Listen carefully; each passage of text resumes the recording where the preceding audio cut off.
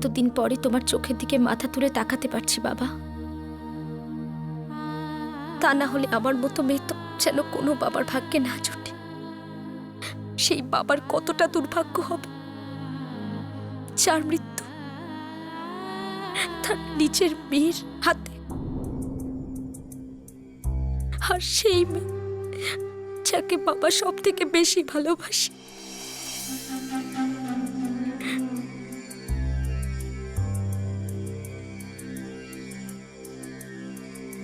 শ্রেয়া, তুই তোর বাবাকে খুন করিসনি।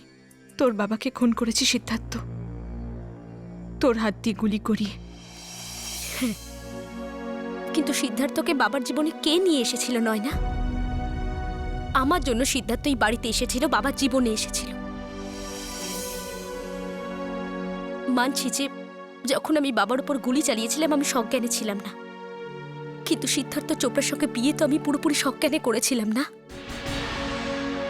সিদ্ধার্থ বাবাকে মেরে ফেলেছে ঠিক, কিন্তু তার কারণ আমি। আমার জন্য বাবার মৃত্যু হয়েছে, কিন্তু আজ আমি এই লোকটাকে মেরে দিয়েছি বাবা। এই তুই হাতেই ওকে মেরে ফেলেছি, শেষ করে দিয়েছি ওকে। তাই এতদিন পর মনে একটু শান্তি পাচ্ছি, নিজের ওপর খুব গর্ব হচ্ছে বাবা। যদি আমি বেঁচে থাকার অনুমতি পাই তো আমার পুরো জীবনটা তোমার নাতিকে মানুষ করতে কাটিয়ে দেব। ওকে আমি তোমার নাম দেব, কিন্তু নাম বসুধা দিদির হবে বাবা। তোমায় ছুঁয়ে কথা দিলাম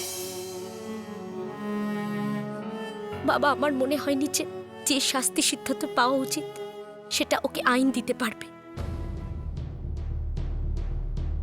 এই জন্য আমি নিজেই। শ্রেয়া, বসুধাদি, কি হচ্ছে এখানে? ওই কিছু না, বাস বাবার কথা মনে পড়ছিল তাই। আজকে মনে পড়ার কোনো বিশেষ কারণ?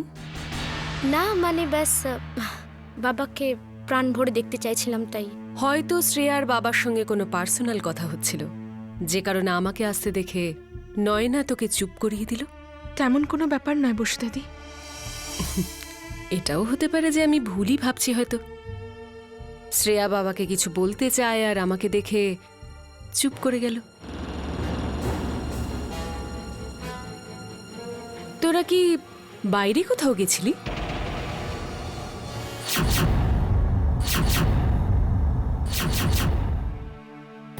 ওই আমরা দুজন ব্যাস এমনি বাইরে বেড়াতে গেছিলাম।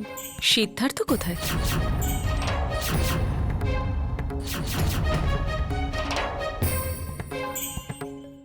ওই জানি না কোথায়। জানি না মানে? বিক্রম ওকে কোনো কেসে গ্রেপ্তার করেছিল, পরে বিক্রম জানায় যে ও জেল থেকে পালিয়ে গেছে। তারপরে কিছু আর জানি না। Anyways I don't really care. Siddharth কোথায় কখন কার সাথে দেখা করে তাতে আমার কি। তুমি কোথা থেকে আসছো? আমি হসপিটালে গেছিলাম বেদিকার ডাক্তারের সঙ্গে দেখা করতে। তাহলে এই ব্যাগে কি আছে? শ্রেয়া, তোর দেখার মতন যদি জিনিস হতো তোকে অবশ্যই দেখাতাম। Good night. দিদি, তোমার রুমটা ওইদিকে। তুই তোর দিক ঠিক রাখ, আমি জানি আমাকে কোথায় যেতে হবে।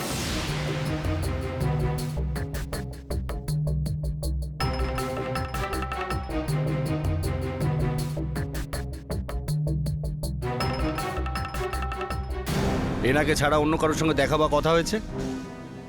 হ্যাঁ স্যার, একজন মহিলা আমাদের পিজা পয়েন্টের বাইরে অনেকক্ষণ দাঁড়িয়েছিলেন, আর উনি আপনার মতোই প্রশ্ন করছিলেন। ওই প্রশ্নগুলো করার পর উনি কোনো ফোন করেছিলেন? হ্যাঁ স্যার, প্রশ্ন করার পর উনি গাড়িতে বসে একটা ফোন করেছিলেন। ওই গাড়িটা কি রঙের ছিল? গ্রে কালারের ছিল।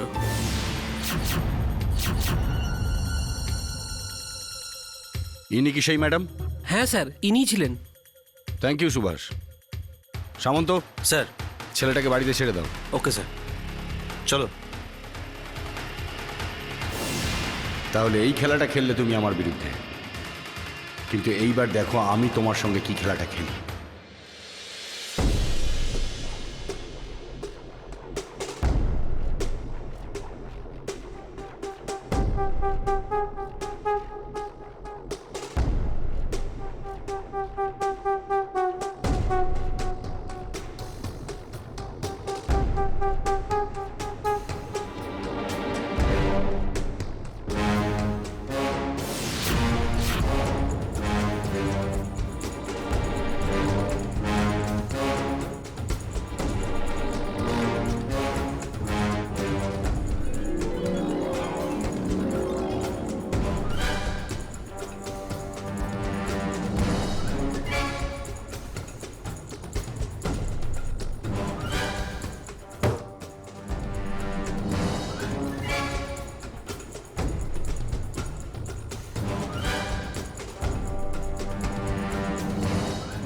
এখনো অবধি তো সবকিছু ঠিকঠাক আছে, কেউ আমাদেরকে সন্দেহ করেনি।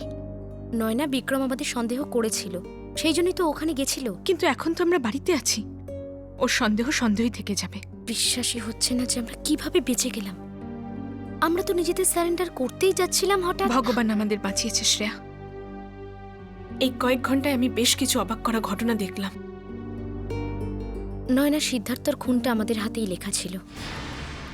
হয়তো সিদ্ধার্থর ভাগ্যে এটা লিখেই এসেছিল। এটা ভেবেই ভয় শিউরে উঠছি যে বিক্রম অলমোস্ট আমাদের বাংলোর দরজার সামনে এসে থেকে ফিরে গেল। ওর সামান্য সন্দেহটুকু হতো না যে ওই সময় আমরা বাংলোতেই ছিলাম। ও আসলো, ওর ফোন এলো আর ও চলে গেল। আমার মনে হয় যে পশুতা দিদির আমাদের উপর সন্দেহ হয়েছে। It's just a guilt. উনি তো নিজের কাজেই ব্যস্ত। I hope so.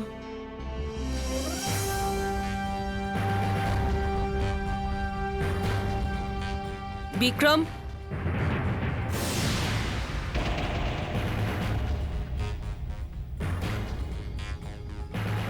তুমি এখন তুমি এখানে কি করছো? আর আমার যাতায়াতের সময়টা দেখো না বসুধা, কেননা আমি এই বাড়িতে ততক্ষণ অবধি দেখা যাব যতক্ষণ না আমি অপরাধীকে জেলে না ভরে দিচ্ছি। অপরাধী এই বাড়িতে কোথায়? আগের বারের মতো তুমি এইবার শ্রেয়াকে বাঁচাতে পারবে না। তুমি আমাকে বোকা বানানোর চেষ্টা করেছো, আমাকে ধোঁকা দিয়েছো তুমি, কিন্তু এইবার শ্রেয়াকে বাঁচানোর তোমার এই চেষ্টা কিন্তু ব্যর্থ হবে। সিদ্ধার্থকে খুনের অপরাধে আমি এবার ওকে সিদ্ধার্থকে প্রাণে মারার জন্যই ওরা ওকে জেল থেকে পালাতে সাহায্য করেছে।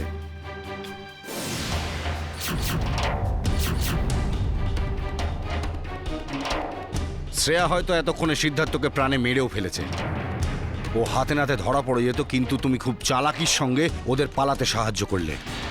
এই যে তুমি দিন রাত পুলিশ হয়ে ঘুরে বেড়াও না, তাই তুমি সেই অপরাধও দেখতে পাও যেটা হয়ইনি।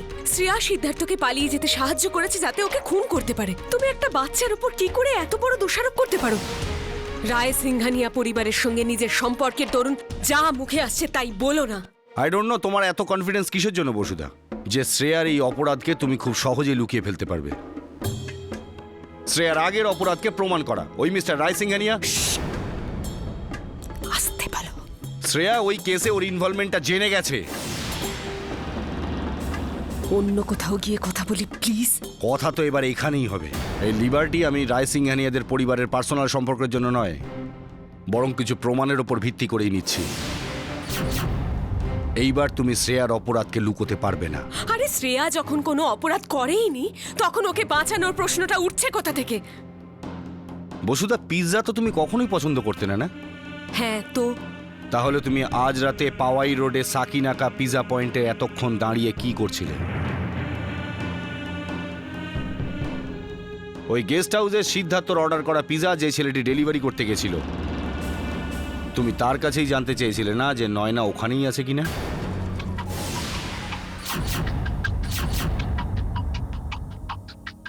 আর তারপর ওই পিৎজা পয়েন্টে দাঁড়িয়েই তুমি আমাকে ফোন করলে যখন আমি ওই বাড়িটার তল্লাশি নিতে যাচ্ছিলাম। ফোনে তুমি আমাকে মিথ্যে বলেছো যে নয়না তোমাকে ফোন করে বলেছে যে শ্রেয়া সিদ্ধার্থকে নিয়ে পাওয়াইয়ে শালিমার হোটেলে আছে।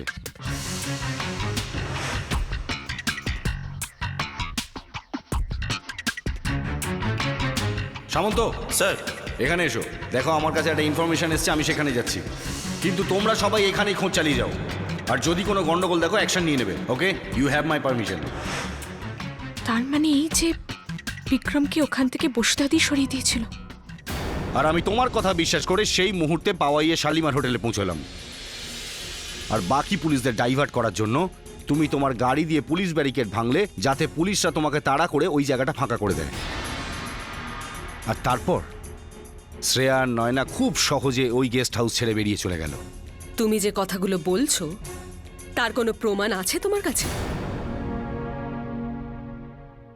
কেননা অনেকেরই রাত্রেবেলা গল্প বলার রোগ থাকে। এটা কোনো গল্প নয়, এটা একজন প্রত্যক্ষদর্শীর বয়ান। And I challenge you know, এইবার তুমি শ্রেয়াকে আমার থেকে বাঁচাতে পারবে না।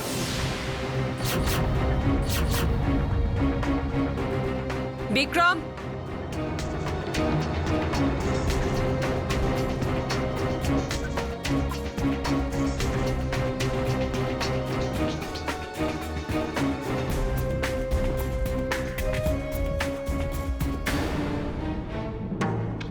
কি দরকার ছিল তোমার এই সবের মধ্যে নিজেকে জড়ানোর দিদি? কি সবে? আমার অন্যায়। তুই এই অপরাধটা করেছিস? আমি কিছু জিজ্ঞেস করছি শ্রেয়া।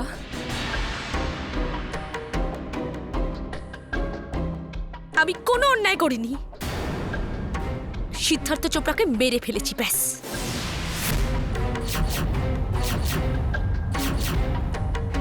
সিদ্ধার্থকে মেরে ফেলেছিস? প্রাণে মেরে ফেলেছি।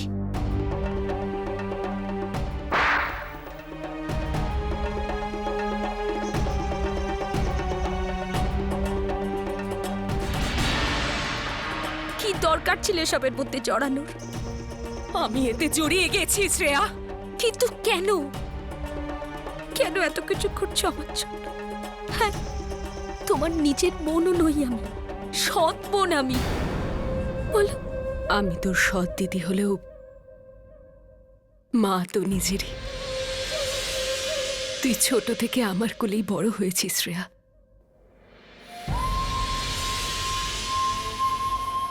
তোর ছোট্ট হাত এই আঙুলগুলো ধরে হাঁটতে শিখেছিল শ্রেয়া।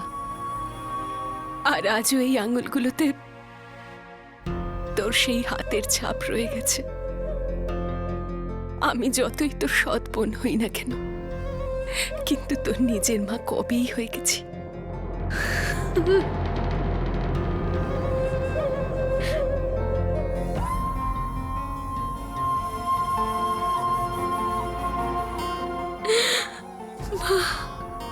শ্রেয়া,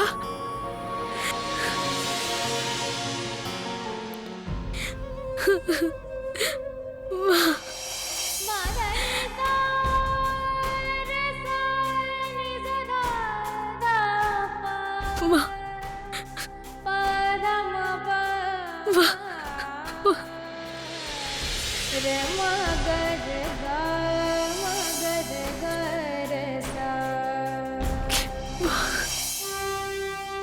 তুমি তুমি এখানে কি করছো? আমি যে দোষ করেছি সেটাই স্বীকার করতে এসেছি। আমি এখানে আমার স্বীকারোক্তি লিখে দিয়েছি।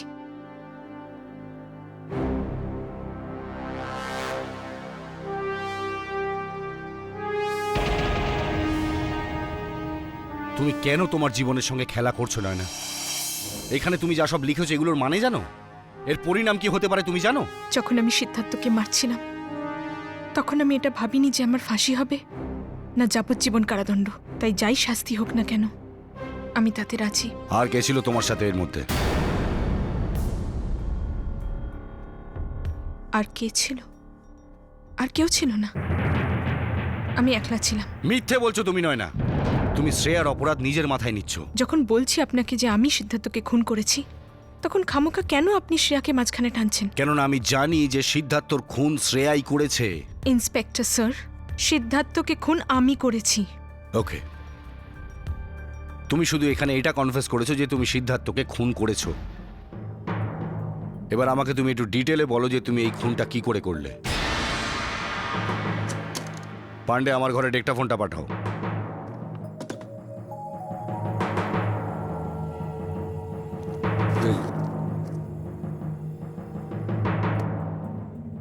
বলো। প্রথমে আমি ভাসিন নেস্ট গিয়েছিলাম, সেখানে ওকে অনেক মদ খাওয়াই, আর তারপর ওর মাথায় বোতল দিয়ে আঘাত করে মেরে ফেলি। কিছুক্ষণ পরে যখন বুঝি যে ও মরে গেছে, তখন আমি ওকে কার্পেটে জড়িয়ে টানতে টানতে গাড়ির দিকে নিয়ে যাই, তারপর গাড়ির ডিকিতে তুলি। আমি ওকে সুইমিং পুলে ফেলে দিতে চেয়েছিলাম, এটা ভেবে যে যখন কেউ জানতে পারবে তখন এটাই ভাববে যে ও অনেক মদ খেয়েছিল, ওর মাথায় আঘাত লাগে আর অজ্ঞান হয়ে পুলে পড়ে যায়। কিন্তু যখন আমি পুলের কাছে পৌঁছই, তখন জানতে পারি যে ওখানে আপনি তল্লাশি নিচ্ছেন। তাই আমি ভাসিন নেস্টে ফিরে আসি, আর যখন জানতে পারি যে ওখান থেকে আপনি চলে গেছেন, তখন ওখান থেকে বেরোই আমি, আর একটা বিল্ডিংয়ে নিয়ে যাই ওকে। ওই বিল্ডিংয়ে বেশ অনেক কদিন কনস্ট্রাকশন বন্ধ ছিল, আর ওখানেই ওকে আমি বালি স্তূপের মধ্যে পুঁতে দিই। ঠিক আছে, আমি তোমার কথা শুনলাম। এবার আমি ওই জায়গাটা দেখতে চাই।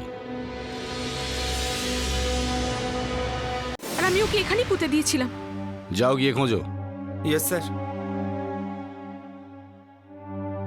এই সব কিছু তুমি একাই করেছো? বিক্রম, যখন মনে ঘৃণা থাকে না, তখন শক্তি দ্বিগুণ হয়ে যায়।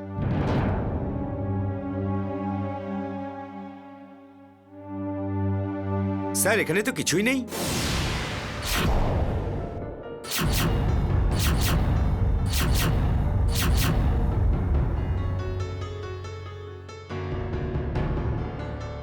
এটা কি করে হতে পারে? এক কাজ করো, এই পুরো বিল্ডিংটা ভালো করে খুঁজে দেখো, যাও।